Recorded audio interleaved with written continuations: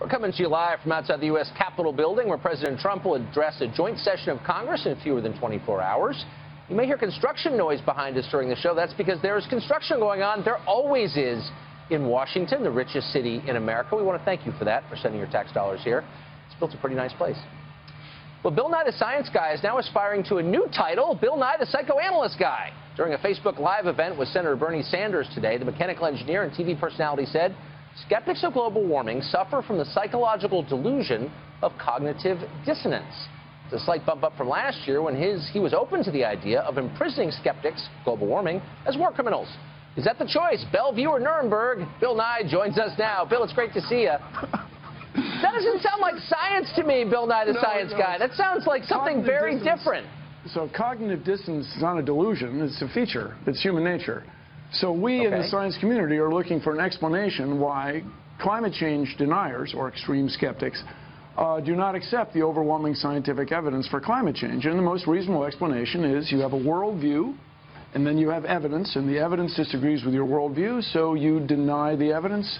And then along with that, you deny the authorities that are providing the evidence. Now, if you have a better hypothesis for why climate deniers deny the overwhelming scientific evidence, bring it on. It's not a delusion. It's just like the fox and the grapes. Well, you can't reach the grapes, so he says the grapes are no good. Look, people do come to every debate with preconceptions, and you're right about that, of course.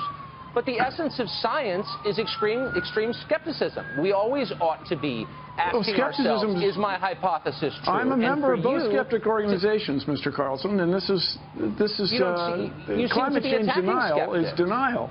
The evidence is overwhelming.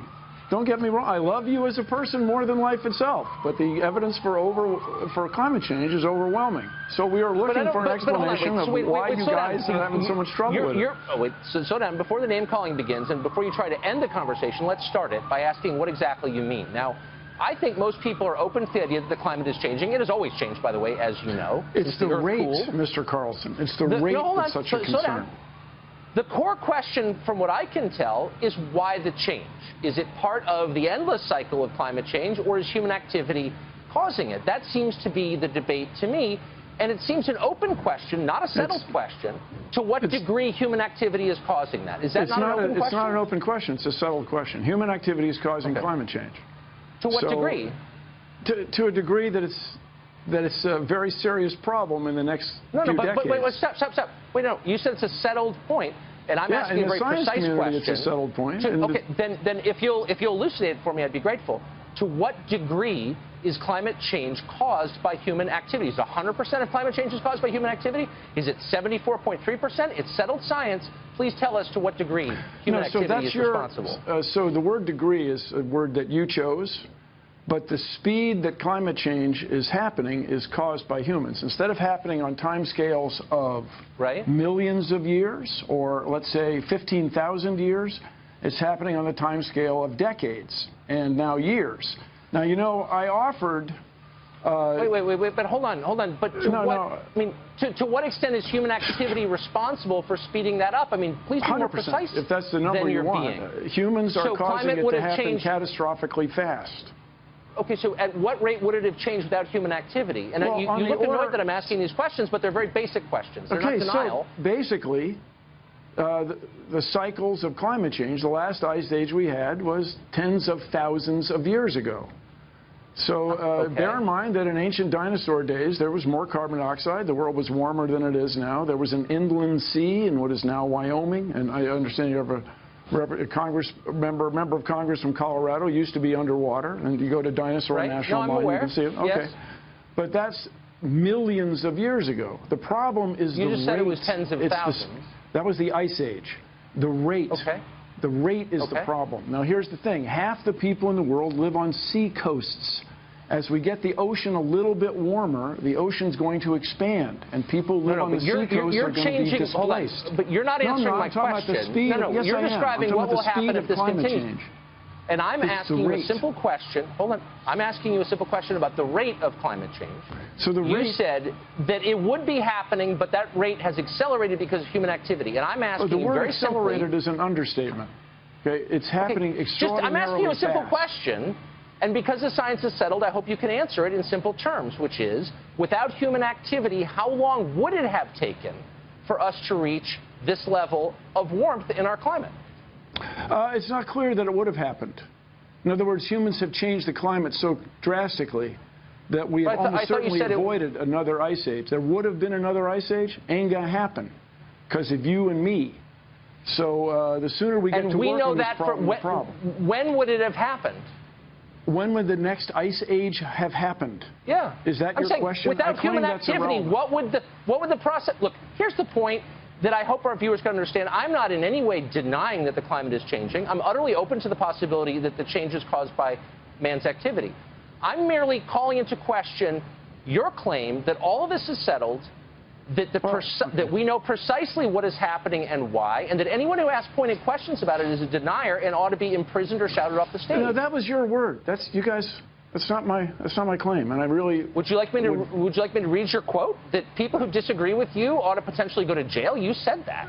Okay. And I'm just saying, isn't skepticism that's exactly what I baked said, into Mr. Carlson? science? We can talk about that shortly, but.